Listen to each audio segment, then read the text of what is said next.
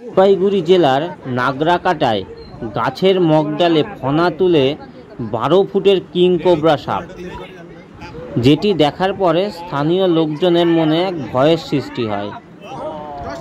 এর পরবর্তী সময়ে স্থানীয় এক সর্পপ্রেমী ফরিদুল হক এসে খুব সাবধানের সাথে সাপটিকে উদ্ধার করে,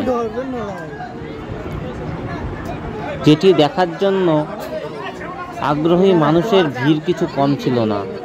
প্রচুর মানুষ জমায়েত হয়েছিল এই সাপটিকে উদ্ধার করা দেখার জন্য।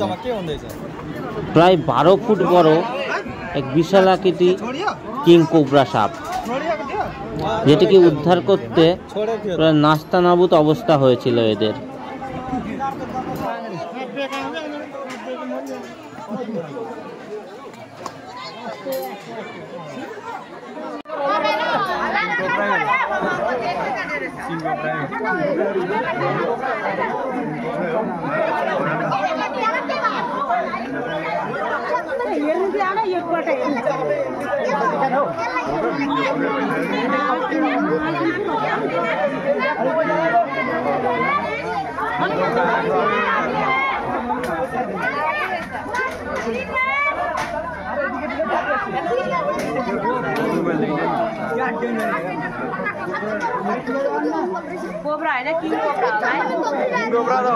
বিশালাকৃতি সাপটিকে অনেক কষ্টে বস্তাবন্দি করা হয়েছিল।